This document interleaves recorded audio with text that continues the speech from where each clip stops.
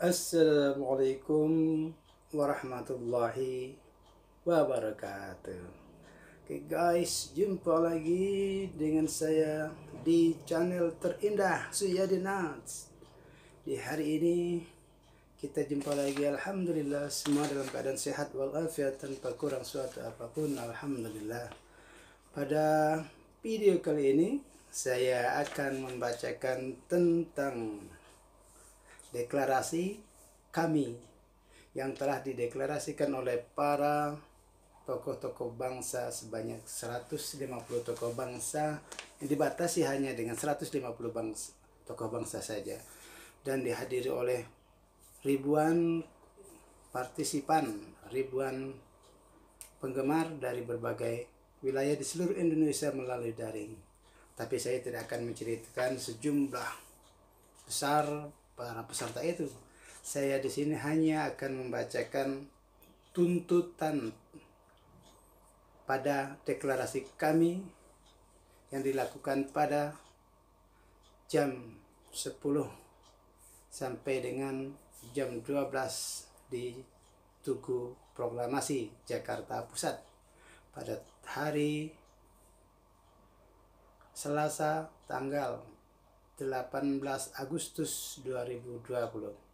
Saya mengambil dari tempo.com yang saya baca di sini.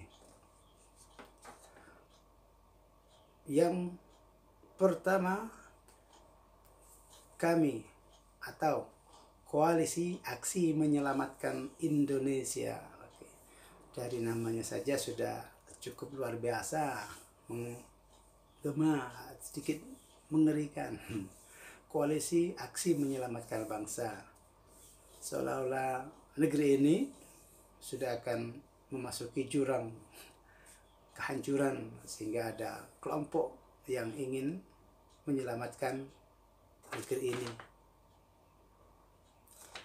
Oke, tuntutan kami mendesak pemerintah dan para anggota legislatif untuk menegakkan penyelenggaraan dan pengelolaan negara sesuai dengan jiwa, semangat, dan nilai pembukaan Undang-Undang Dasar 1945 dan Pancasila. Kedua, lembaga ini tidak sesuai melaksanakan amanat pada pembukaan Undang-Undang Dasar 1945 dan juga nilai-nilai Pancasila. Makanya kami menuntut untuk kedua penyelenggaraan pemerintah ini untuk benar-benar melaksanakan pengelolaan negara sesuai dengan jiwa dan semangat serta nilai-nilai pembukaan Undang-Undang Dasar 45 dan Pancasila. Ini mereka menganggap kedua institusi ini sudah melenceng dari nilai-nilai ini, walaupun tidak keseluruhannya melenceng. Mereka menuntut pemerintah agar bersungguh-sungguh menanggulangi pandemi COVID untuk menyelamatkan rakyat Indonesia. Karena mereka menganggap bahwa rakyat dibiarkan untuk menyelamatkan diri sendiri, sehingga bisa menimbulkan banyak korban dengan mengalokasikan anggaran yang memadai. Berarti mereka menganggap, atau kami menganggap, bahwa anggaran yang disediakan oleh pemerintah itu belum memadai, termasuk untuk membantu langsung rakyat miskin yang terdampak secara ekonomi. Selain itu, kami menuntut pemerintah bertanggung jawab mengatasi resesi ekonomi untuk menyelamatkan rakyat miskin, petani dan nelayan, guru dan dosen, tenaga kerja bangsa sendiri, pelaku UMKM dan koperasi, serta pedagang sektor informal, daripada membela kepentingan pengusaha besar dan asing. Jadi tuntutan kami ini cukup jelas. Mungkin kita berada di ambang resesi sebagai dampak COVID-19 ini, sehingga kami merasa perlu menyampaikan pemikirannya bahwa terdampak resesi ekonomi bagaimanapun, pemerintah atau penyelenggara pemerintahan harus mengutamakan penyelamatan rakyat miskin serta petani serta nelayan yang notabene keseluruhannya harusnya adalah bangsa dan warga negara Indonesia sendiri, bukan mengutamakan para pekerja-pekerja asing ataupun para pengusaha besar. Dan mereka ini adalah orang-orang yang sudah yang mempunyai kapital yang cukup luar biasa besar, dan pemerintah seharusnya jangan memihak kepada pengusaha besar dan asing ini. Karena resesi ekonomi itu di sini dianggap akan berdampak secara langsung kepada rakyat miskin, petani, nelayan, guru maupun dosen, tenaga kerja, bangsa sendiri, serta pelaku UMKM dan koperasi, serta pedagang sektor informal lainnya. Mereka mendesak penyelenggara negara, khususnya pemerintah dan DPR, untuk memperbaiki praktek pembentukan hukum yang menyimpang dari Pancasila dan Undang-Undang Dasar 1945. Refli Harun berkata, kepada pemerintah dituntut untuk menghentikan penegakan hukum yang karut-marut dan diskriminatif, memberantas mafia hukum, menghentikan kriminalisasi lawan-lawan politik, menangkap dan menghukum berat para penjarah kekayaan negara. Itu yang disampaikan oleh Refli Harun dalam acara deklarasi kami pada 18 Agustus kemarin yang dimuat pada tempo.com yang saya bacakan kali ini. Berarti bukan main-main bahwa dari sisi penegakan hukum ada diskriminatif dengan istilah hukum itu tajam ke bawah saja, sementara kalau ke atas, orang-orang yang di atas itu kebal hukum. Mereka tidak tersentuh oleh hukum meskipun telah merampok uang negara miliaran bahkan triliunan, mereka selalu diberi karpet merah. Mungkin ini yang dirasakan oleh para deklarator, oleh para partisipan semua yang tergabung dalam kami itu. Sehingga mereka menuntut agar perlakuan hukum itu harus benar-benar sesuai dengan Pancasila dan Undang-Undang Dasar 1945. Tuntutan selanjutnya daripada kami itu adalah bahwa kami menuntut pula agar penyelenggara negara menghentikan sistem dan praktek korupsi, kolusi, dan nepotisme, serta sistem dan praktek oligarki, kleptokrasi, politik dinasti, dan penyelewengan atau penyalahgunaan kekuasaan. Waduh, ini sepertinya apa yang dituntut ini memang benar-benar terjadi, benar-benar kita sama-sama alami di akhir-akhir ini dalam pemerintahan saat ini, bahwa dulu ketika Pak Harto melakukan KKN ini dalam skop yang kecil, hanya dia sendiri yang melakukannya terhadap kroni-kroninya. Tapi saat ini setelah Pak Harto runtuh, setelah Pak Harto lengser, ternyata KKN yang ditumbangkan waktu itu sekarang menjadi berkembang biak. Bukan hanya KKN saja, tetapi sudah turun kepada politik dinasti, praktek oligarki dan kleptokrasi. Dan ini bukan hanya KKN, ternyata terus berkembang. Nauzubillah. Dan kami menuntut bahwa ini semua harus segera dihapuskan agar kita tidak merasa berdosa kepada pemerintahan terdahulu, atau khususnya rezim Pak Soeharto dulu. Kita menumbangkan rame-rame ke pemerintahan mereka, pemerintahan Pak Harto, agar KKN bisa dihapuskan. Ternyata setelah itu sekarang berkembang biak, bukan hanya KKN, ternyata merambah kepada bidang-bidang lainnya dari sisi kehidupan berbangsa dan bernegara ini. Kami mendesak agar pemerintah, DPR, DPD, dan MPR RI tidak memberi peluang bangkitnya komunisme, ideologi anti-Pancasila lainnya, dan separatisme, serta menghentikan stigmatisasi kelompok keagamaan dengan isu intoleransi, radikalisme, ekstremisme, serta upaya memecah belah bangsa. Begitu pula mendesak pemerintah agar menegakkan kebijakan ekonomi dan politik luar negeri bebas aktif dengan tidak mencondong bertekuk lutut kepada satu negara tertentu. Wah, ini tuntutannya cukup luar biasa ini. Dituntut semua oleh kami ini, DPR, DPD, dan MPR, Plus pastinya di dalamnya adalah pemerintahan juga di sini.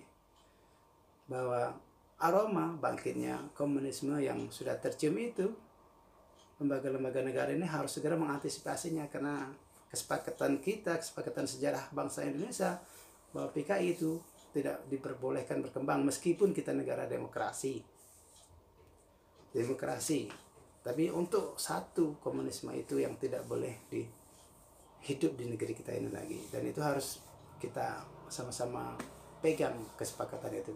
Ideologi anti Pancasila lainnya memang sudah kita sepakati juga, ideologi anti Pancasila lainnya, termasuk ideologi keagamaan, yang untuk ideologi keagamaan pun harus kita tolak secara bersama-sama. Yang tidak berlandaskan Pancasila harus kita singkirkan dari bumi Indonesia. Kemudian separatisme, ya kita memang merasakan juga bahwa separatisme masih terasa di bumi NKRI ini.